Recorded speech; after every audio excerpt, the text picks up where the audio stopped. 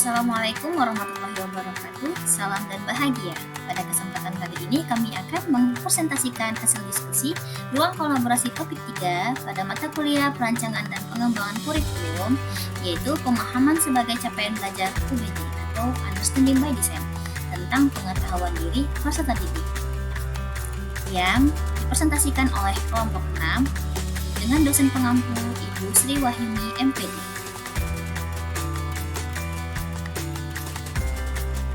Adapun anggota dari kelompok 6 yaitu saya sendiri, Asri Maisur Putri, teman saya Kasima Harahap, dan Bernansi Borusilahi.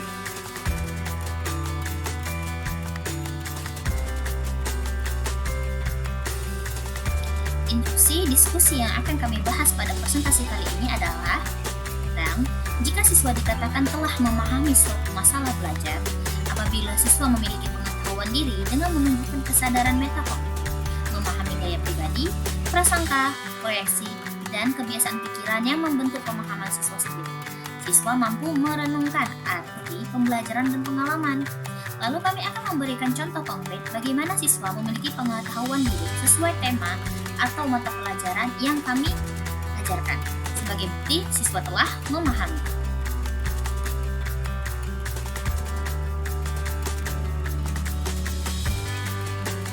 Nah, sebelumnya, konsep dalam pemahaman UBD ini memiliki 6 aspek, yaitu aspek yang pertama menjelaskan, yang kedua menafsirkan, yang ketiga menerapkan, yang keempat memiliki perspektif, yang kelima dapat berempati, dan yang terakhir memiliki pengetahuan diri. Dan yang akan kalian presentasikan dari hasil diskusi kami ini adalah tentang memiliki pengetahuan diri.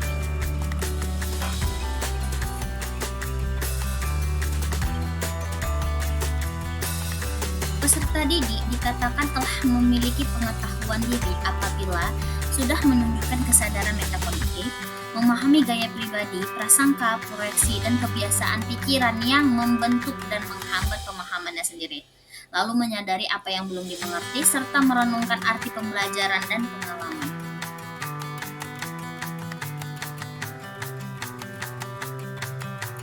Nah, contoh konkret yang kami ambil itu pada materi Bahasa Indonesia di kelas 4 fase B, yaitu murid memiliki pengetahuan diri. Seorang murid dapat menunjukkan pengetahuan diri dalam materi Bahasa Indonesia dengan cara mengetahui kekuatan dan kelemahannya dalam berbahasa, seperti kemampuan dalam menyusun kalimat, menulis esai, atau berbicara di depan umum. Dengan mengetahui kekuatan dan kelemahan diri, seorang murid dapat memperbaiki kelemahan dan mengembangkan kekuatannya tersebut. Selain itu, seorang murid yang memahami pengetahuan yang ada pada dirinya juga mestinya mengetahui preferensi dan gaya belajar yang cocok untuk dirinya. Misalnya, apakah lebih suka belajar melalui membaca, mendengarkan, atau melalui pengalaman langsung?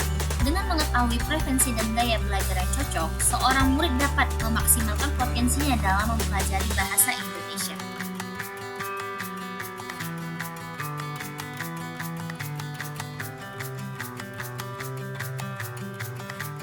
Contoh konkret pada materi Bahasa Indonesia, yang pertama, menunjukkan kesadaran metakognitif, terlihat dari pemahaman peserta didik yang mampu mengidentifikasi permasalahan atau konflik yang ada dalam sebuah teks cerita yang berjudul Sepatu Kekecilan.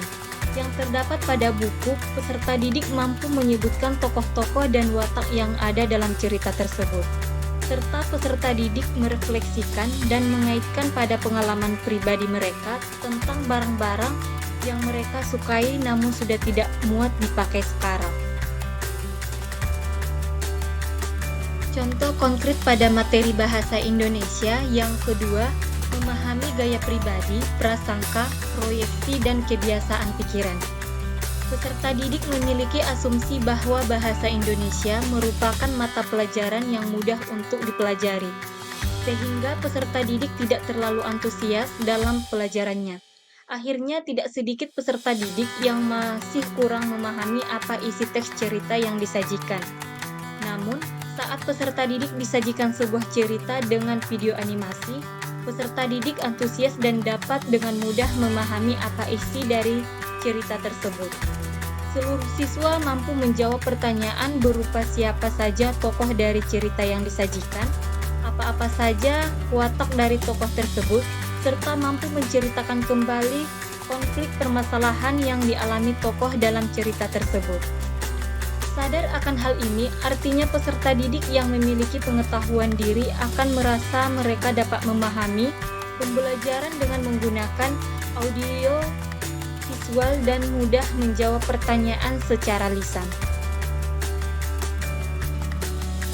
Contoh konkret pada materi bahasa Indonesia yang ketiga, membentuk dan menghambat pemahaman mereka sendiri karena kurangnya literasi peserta didik membentuk perilaku yang menggambarkan ketidakpahaman mereka dalam memahami sebuah teks cerita. Hal ini menjadi penghambat mereka dalam menyelesaikan tugas yang diberikan seperti menjawab pertanyaan-pertanyaan yang berkaitan dengan teks cerita. Selanjutnya yaitu contoh konkret pada materi bahasa Indonesia yang keempat, yaitu menyadari apa yang tidak dimengerti.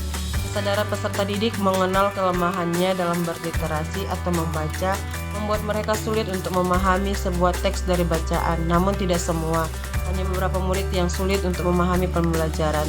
Peserta didik yang belum mengerti dari sebuah teks ataupun menentukan tokoh, watak, dan konflik dari sebuah teks cerita akan bertanya kembali atau akan ditanyakan kembali apa yang belum mereka mengerti. Ini akan meningkatkan kesadaran mereka bahwa apa yang belum dipahami haruslah ditanyakan agar mereka paham dan mengerti. Dan guru akan memberikan contoh nyata yang sesuai dengan keadaan mereka. Misalnya guru memberikan contoh bahwa konflik ini bisa terjadi antara dua orang seperti Anugrah mendorong dengan Glenn karena Glenn telah merusak bukunya.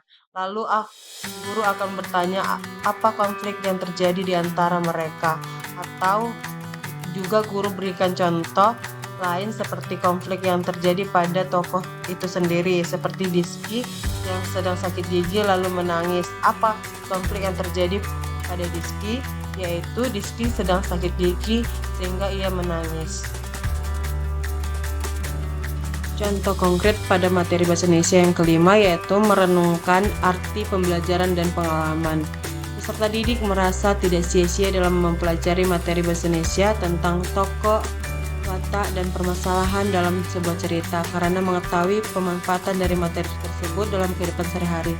Yakni peserta didik menjadi tahu bahwa jika memiliki masalah dengan orang lain itu termasuk konflik. Peserta didik juga jadi tahu bahwa tokoh atau pelaku memiliki sifat yang berbeda-beda, ada yang baik, jahat, dan yang menjadi penenang. Peserta didik dapat mengaitkan ke dalam pengalaman mereka, serta mereka dapat memahami emosi apa yang mereka dapati ketika mereka memiliki permasalahan dengan orang lain. Nah, begitulah hasil dari diskusi kami, yaitu dari kelompok 6 mengenai pengetahuan diri peserta didik dalam pemahaman UBD. Sekian presentasi dari kelompok 6, kami ucapkan terima kasih. Wassalamualaikum warahmatullahi wabarakatuh.